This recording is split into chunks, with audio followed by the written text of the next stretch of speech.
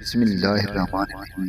السلام علیکم۔ میرا نام ریاض ہے اور میں ایک ٹرک ڈرائیور ہوں۔ میرا کام ہے سامان ایک شہر سے دوسرے شہر پہنچانا۔ کئی سالوں سے میں یہ کام کر رہا ہوں، لیکن جو واقعہ میں آپ کو سنانے جا رہا ہوں وہ میری زندگی کا سب سے خوفناک تجربہ تھا۔ یہ ایک ایسا واقعہ تھا جسے میں کبھی بھول نہیں سکتا۔ یہ بات تب کی ہے جب مجھے ایک رات گجرات سے لاہور سامان لے کر جانا تھا۔ میرا ٹرک سامان سے بھرا ہوا تھا اور راستہ کافی لمبا تھا۔ رات کا وقت تھا اور سڑک پر بہت کم گاڑیاں چل رہی تھیں۔ میں نے سوچا کہ یہ وقت سفر کے لیے بہتر ہے کیونکہ ٹریفک نہیں ہوگا۔ راستے میں ایک ایسا مقام آیا جہاں سے میں نے پہلے کبھی سفر نہیں کیا تھا۔ گوگل میپ پر ایک شارٹ کٹ دکھائی دے رہا تھا جو ایک سرنگ کے ذریعے تھا۔ میں نے سوچا کہ کیوں نہ اس راستے سے جایا جائے تاکہ وقت کی بچت ہو۔ میں نے ٹرک کا رخ اس سرنگ کی طرف موڑ دیا۔ جب میں سرنگ کے قریب پہنچا تو محسوس ہوا کہ یہ جگہ کافی سنسان اور عجیب سی ہے۔ سرنگ کے باہر ایک زنگ آلودہ بورڈ لگا ہوا تھا جس پر دھندلے الفاظ میں لکھا تھا، خبردار، یہ راستہ خطرناک ہے۔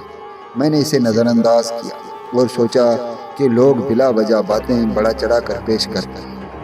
جیسے ہی میں نے ٹرک سرنگ کے اندر داخل کیا، وہاں کی تاریکی نے مجھے چونکا دیا۔ سرنگ میں روشنی کے انتظامات نہ ہونے کے برابر میرے ٹرک کی ہیڈ لائٹ ہی واحد ذریعہ تھی جس سے مجھے راستہ دکھائی دے رہا تھا۔ سرنگ کافی لمبی تھی اور اس کے اندر کی خاموشی عجیب و غریب تھی۔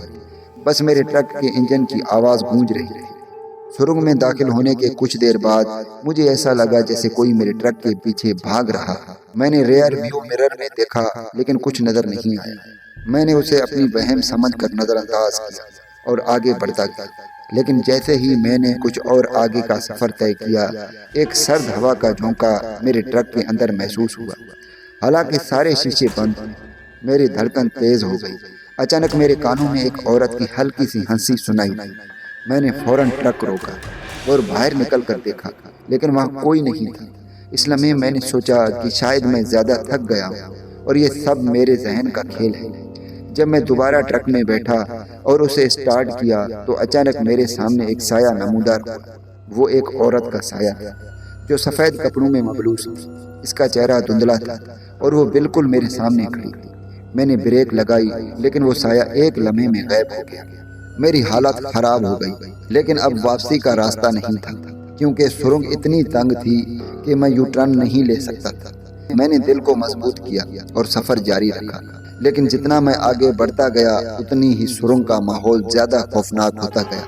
دیواروں پر عجیب و غریب نشان جیسے کسی نے ناخن سے خراشیں ڈالی۔ سرنگ کے درمیان میں پہنچتے ہی میرا ٹرک اچانک بند ہو گیا۔ میں نے کئی بار کوشش کی لیکن وہ سٹارٹ نہیں ہوا۔ اس لمحے مجھے محسوس ہوا کہ کوئی میرے قریب ہے۔ جیسے ہی میں نے اپنی برابر والی کھڑکی کی طرف دیکھا، وہاں ایک عورت کا چہرہ تھا لیکن اس کی آنکھیں نہیں تھیں، صرف خالی گڑے تھے۔ میں نے چیخ ماری اور دوسری طرف دیکھنے کی ہمت نہ کی۔ مجھے ایسے لگا کہ میری ریڑھ کی ہڈی میں سرد لہر دوڑ گئی، میری سانس بے ترتیب ہو گئی اور دل کی دھڑکن جیسے سینے سے باہر نکلنے کو۔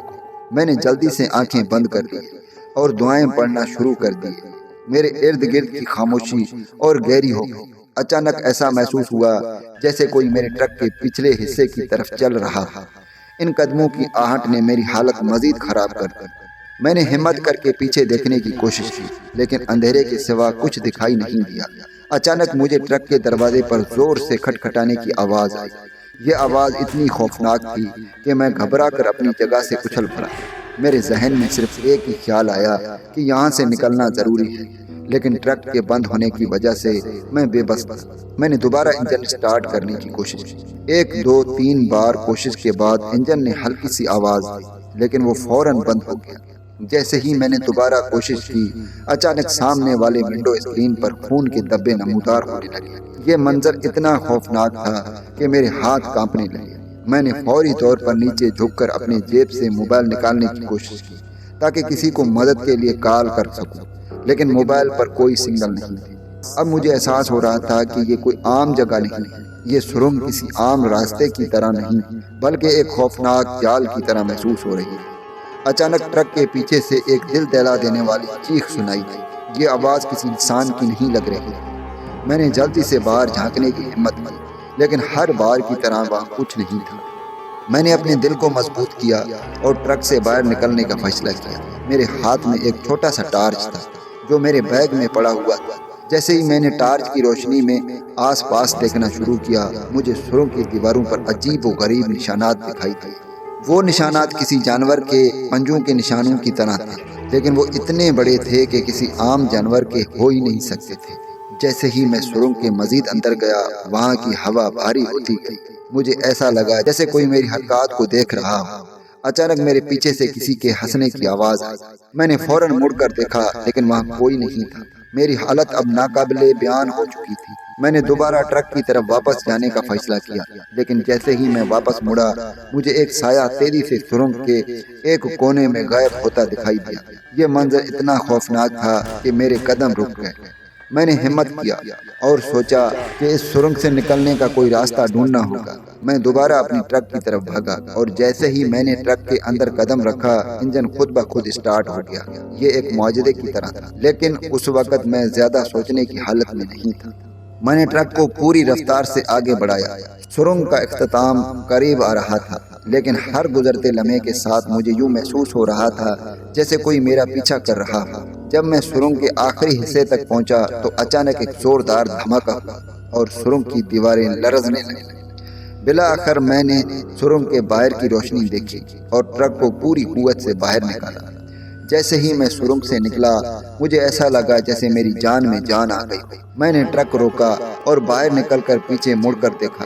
سرنگ اب اندھیرے میں ڈوب چکی تھی اور وہاں سے کسی پراسرار روشنی کا اخراج ہو رہا تھا۔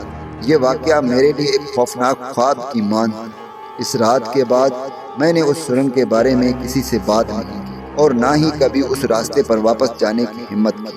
یہ واقعہ میرے دل و دماغ پر نقوش ہو چکا تھا اور آج بھی اس کی یاد آتے ہی میرے رونگٹے کھڑے ہو جاتے ہیں۔ دوستو، امید کرتا ہوں کہ یہ کہانی سے آپ نے بہت کچھ سیکھا ہوگا۔ اگر آپ اس طرح کی مزید کہانیاں پسند کرتے ہیں تو جلدی سے چینل کو سبسکرائب کریں، لائک اور کمنٹس کریں اور دعاؤں میں یاد رکھیے گا۔ پھر ملوں گا ایک خوبصورت سے کہانی میں، تب تک کے لیے مجھے اجازت دیں۔ اللہ حافظ۔